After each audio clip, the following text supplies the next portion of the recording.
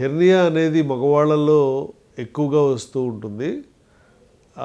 Reason ఏంటంటే మనందరికీ కూడా మగవాళ్ళల్లో టెస్టిస్ అంటే బీజాలని చెప్పి అంటాం కదా, అవి మనం పుట్టినప్పుడు బేబీగా ఉన్నప్పుడు కిడ్నీస్ దగ్గర నుండి కిందకి స్క్రోటంలోకి అది ట్రావెల్ చేస్తుంది by the time of birth.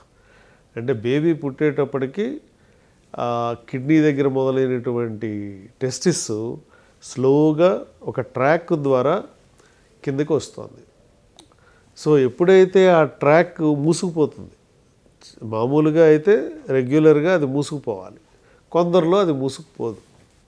మూసుకుపోయినప్పుడు ఈ హెర్నియా అనేది ఫామ్ అవ్వడానికి చాలా ఈజీగా ఉంటుంది. అంటే పేగులు వెళ్ళి దాంట్లో కూర్చుంటాయి, అందువల్ల ఈజీగా హెర్నియా వస్తుంది. అందువల్ల మగవాళ్ళల్లో ఇంగ్వైనల్ హెర్నియాస్ ఎక్కువగా చూస్తాం.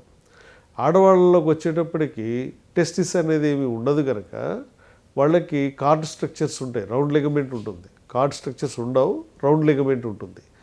ఈ రౌండ్ లిగమెంట్ అనేది కిందకి ఉంటుంది కనుక వాళ్ళకు కూడా గ్రోయిన్లో గజ్జల్లో ఉంటుంది కనుక ఫీమోరల్ హెర్నియా అంటే అక్కడ ఫీమోరల్ ఆర్టరీ ఉంటుంది, ఆ వెసల్ పక్కన ఈ స్వెల్లింగ్ వస్తుంది కనుక దాన్ని ఫీమోరల్ హెర్నియా అని చెప్పి, ఫీమోరల్ ఓపెనింగ్ ద్వారా వస్తుంది కనుక ఇది ఫీమోరల్ హెర్నియా అంటాం. సో ఫీమోరల్ హెర్నియా ఆడవాళ్ళల్లో ఎక్కువ, ఇంగ్వైనల్ హెర్నియా మగవాళ్ళల్లో ఎక్కువ. అంబిలికల్ హెర్నియా ఇద్దరిలోనూ వస్తుంది, అంటే బొడ్డు దగ్గర వచ్చే హెర్నియా ఇద్దరికీ ఉంటుంది. అయితే అన్నిటికీ కూడా మెష్ ద్వారా, లాప్రోస్కోపిక్ పద్ధతి ద్వారా మెష్ అప్లై చేసి మనం ట్రీట్ చేయొచ్చు.